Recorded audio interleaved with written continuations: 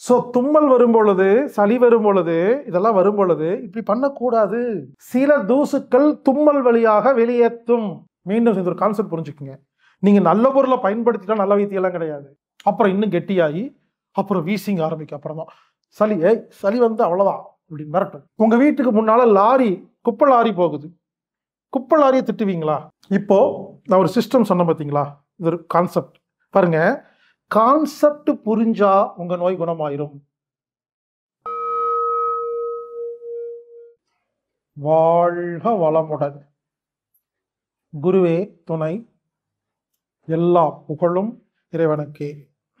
இப்பொழுது நாம் உடல் நலம் அப்படிங்கிற தலைப்புல சில விஷயங்கள் பார்க்கலாங்க.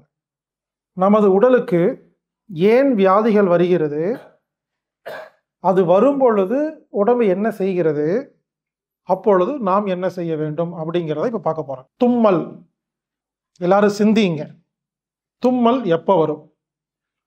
இப்ப நான் மூக்கு பொடி எடுத்து இப்படி தூக்கி வீசணும்னா எல்லாரும் தும்புவீங்க.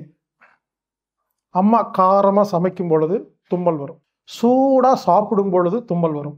அதாவது அளவுக்கு அதிக சூடுல சாப்பிடும்போது, வேகமா சாப்பிடும்போது தும்மல் வரும். பிடிக்காத உணவை சாப்பிட்டா தும்மல் வரும். ஃபேக்ட்ரி, சிமெண்ட் ஃபேக்ட்ரி இல்லை ஒற்றை அடிக்கும் பொழுது தும்மல் வரும். இதுல இருந்து என்ன புரியுதுன்னா, காற்றில் தூசு, குப்பை, கிருமிகள், சிம்பிளா சொல்ல போனா உடம்புக்கு துரோகம் செய்கிற, உடம்புக்கு கெடுதல் விளைவிக்கிற ஒரு பொருள் காற்றில் இருக்கும் பொழுது, இந்த மூக்கு அந்த காற்றை சுவாசிக்கும் பொழுது அந்த தூசுக்கள், அந்த குப்பைகள், அந்த வைரஸ் என்னமோ ஒன்று நுரையீரலுக்கு போன உடனே நுரையீரல் பாதிப்பு அடைகிறது. உடனே நுரையீரல், நமது உடம்புல ஒரு டாக்டர் இருக்கிறார், அவருக்கு பேரு பிட்யூட்டரி சுரப்பி. இரு புருவத்துக்கும் இடைப்பட்ட பகுதியில் ஒருத்தர் உள்ள இருக்கிறாரு. அவர்கிட்ட இன்ஃபர்மேஷன் போகும். அவர் என்ன பண்ணுவாரு, ஓகே வெயிட் பண்ணு, தூசு வந்துருச்சா சரி பண்றேன்னு சொல்லி நமது உடம்புல ஹிஸ்டமைன் அப்படின்னு ஒரு சுரப்பி இருக்கு. தும்மல் சுரப்பிங்க தமிழ்ல. பெருசா நான் இங்கிலீஷ்ல சிலதெல்லாம் சொல்லும்பொழுது ரொம்ப கஷ்டப்பட்டு ஞாபகம் வச்சுக்காதீங்க, அது தேவையில்லை, புரிஞ்சுட்டா போதும். தும்மலுக்குன்னு ஒரு சுரப்பி இருக்குதுங்க. இப்ப இறைவன் எவ்வளவு புத்திசாலி. இப்ப யாருமே தும்மல, ஆனா ஒரு குறிப்பிட்ட டைம்ல தும்புறோம். அப்போ தும்மல்னா என்னன்னா, நுரையீரலில் உள்ள உடம்புக்கு கேடு விளைவிக்கும் பொருட்களை வெளியே தூக்கி வீசும் கிளீனிங் ப்ராசஸ், சுத்தம் செய்யும் வைத்தியமே தும்மல். அடுத்தது, நுரையீரல்ல சில தூசுக்கள் வந்தா தும்மல் வரும். அம்மா காரமா சமைச்சிட்டு இருக்காங்க, சுவாசிக்கிறீங்க, மூக்குல தண்ணி தண்ணியா ஒழுகும், தும்மல் வராது, மூக்குல தண்ணி தண்ணியா ஒழுகும். இன்னைக்கு காலையில நான் 6லேருந்து 8 மொத்த வீட்டையும் நான் தான் கிளீன் பண்ணேன். 8 மணி 2 மணி நேரம் கம்ப்ளீட்டாக கிளீன் பண்ணி ஒற்றை அடிச்சு பாத்ரூம் எல்லாம் கழுவிட்டு தான் 8 மணிக்கு கார் எடுத்து நீங்கள் வந்திருக்கிறாங்க. கரெக்டாக 8 மணிக்கு பார்த்தீங்கன்னா மூக்கில் ஒழுகணும். ஏன்னா அவ்வளோ கிளீனிங் பண்ணுறேன், தூசாக இருக்குது. ஸோ புரிஞ்சுக்குங்க, மூக்கு ஏன் ஒழுகுதுன்னா நோயெல்லாம் வரல, சில தூசுக்கள் தும்மல் வழியாக வெளியேற்றும். சில தூசுக்களை தும்மல்ல வெளியேற்றாதுன்னு தெரிஞ்சா நுரையீரல் தண்ணியை ஊற்றி கிளீன் பண்ணி தண்ணி தூக்கி வெளியே வீசு. உங்களுக்கு புரியுற மாதிரி சொல்கிறேன். விளக்கு மாறு எடுத்து பெருக்கி குப்பையை வெளியே போட்டா தும்மல். தண்ணி ஊற்றி நல்லா கழுவி அந்த அழுக்கு தண்ணியை பக்கெட்ல வெளியே கொண்டு ஊற்றினா இது வெறும் மூக்கு ஒழுகுதல். தண்ணி ஊற்றினாலும் வரலன்னா சோப்பு தண்ணி ஊற்றி கழுவும் இல்லையா, இதுதான் சளி. சில கழிவுகள் கெட்டியாயிரும், தும்மலுக்கு வராது, மூக்கு ஒழுகும். அப்போ கொஞ்சம் சோப் பவுடர் போட்டு ஏரியல் சர்ஃபெக்ஸ் எல்லாம் போட்டு கொஞ்சம் க்ளீன் பண்ணி லேசாக கசக்கி அந்த கழிவை வெளியேற்றுறதா சளி. யாருக்காவது சளி வருதுன்னா புரிஞ்சுக்குங்க, சளிங்கிறது நோய் இல்லை, நோயை குணப்படுத்த வந்த மருந்து. அப்போ மூக்கு ஒழுகும் பொழுது, தும்மல் வரும் பொழுது, சளி வரும் பொழுது என்னன்னா உடம்பு தன்னை குணப்படுத்திட்டு இருக்கு, குப்பையை வெளியேற்றுதுன்னு அர்த்தம். யாராவது சளியை, தும்மலை, மூக்கொழுகிறத குறை சொல்லாதீங்க, தப்பு அது இல்லை. பிரச்சனை தூசு, பிரச்சனை கழிவு. உங்க வீட்டுக்கு முன்னால லாரி, குப்பை லாரி போகுது. குப்பை லாரியை திட்டுவீங்களா? குப்பை எடுத்துட்டு போறது குப்பை லாரி, குப்பை லாரி திட்ட மாட்டோம். குப்பை லாரி நல்ல காரியம் பண்ணுதுங்க.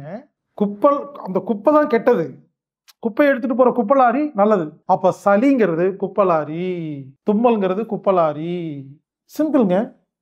இப்படி நம்ம என்ன பண்ணுவோம், தும்மல் வந்தா பொதுவா குழந்தைக்கு தும்மல் வந்தா போதும், உடனே விக்ஸ் அமிர்தாஞ்சல், நீலகிரி தைலம், டைகர் பாம், விதவிதமாக வச்சுருப்போம். எடுத்து தடவும். இந்த ஸ்மெல் என்ன பண்ணும் தெரியுமா?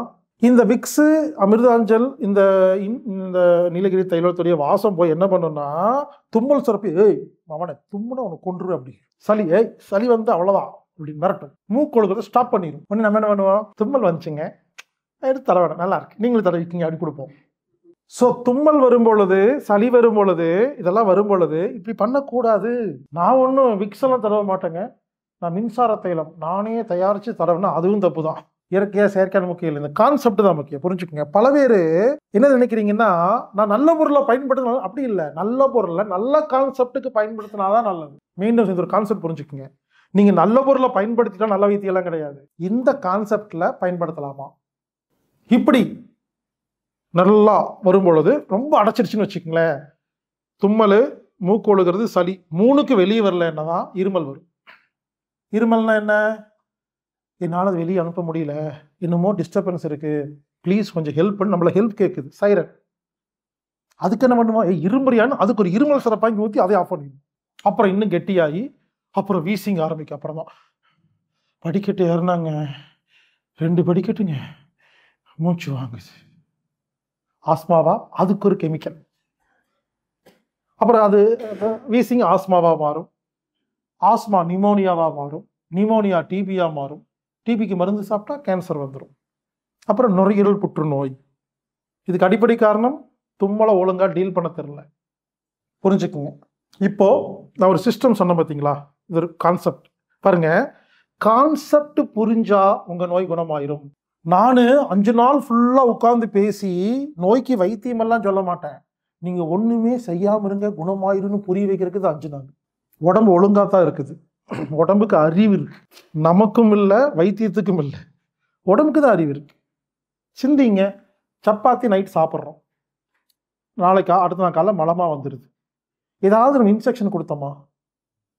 உள்ள போய் எச்சில் சொற, இங்கே வா, உள்ள போ, இங்கே வா, இது பண்ணு, அது பண்ணு, இங்கே போ, ஒன்றும் அது பாட்டுக்கு போயிட்டு வருதுங்க. ஒரு அம்மா கல்யாணம் பண்ணுறாங்க, அது பாட்டுக்கு குழந்தை பெற்றுக்கிறாங்க. ஒரு குழந்தை ஒரு குழந்தையவே உருவாக்கி வெளியே தள்ளுற உடம்புக்கு அறிவு இருக்காது. அது ஆனா பெண்ணானுக்கு அம்மாவுக்கே தெரியல. அம்மாவோட வைத்துட்டு இருக்கிற குழந்தை ஆனா பெண்ணான்னு அம்மாவோட அறிவுக்கு தெரியல, அம்மாவோட உடம்போட அறிவுக்கு தெரியுது.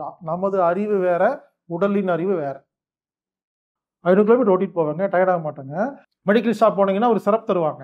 தும்மல் வந்தால் என்ன செய்யணும்? யாராவது வைத்தியத்துக்கே வைத்தியம் பார்ப்பாங்களா? சுச்சுவேஷன் தகுந்த மாதிரி நம்ம மாறணுங்கிறது ஒன்று இருக்கு. ஆனால் நம்ம என்ன பண்ணுறோன்னா, வாந்தி, ஐயோ வாந்தி வந்துருச்சு.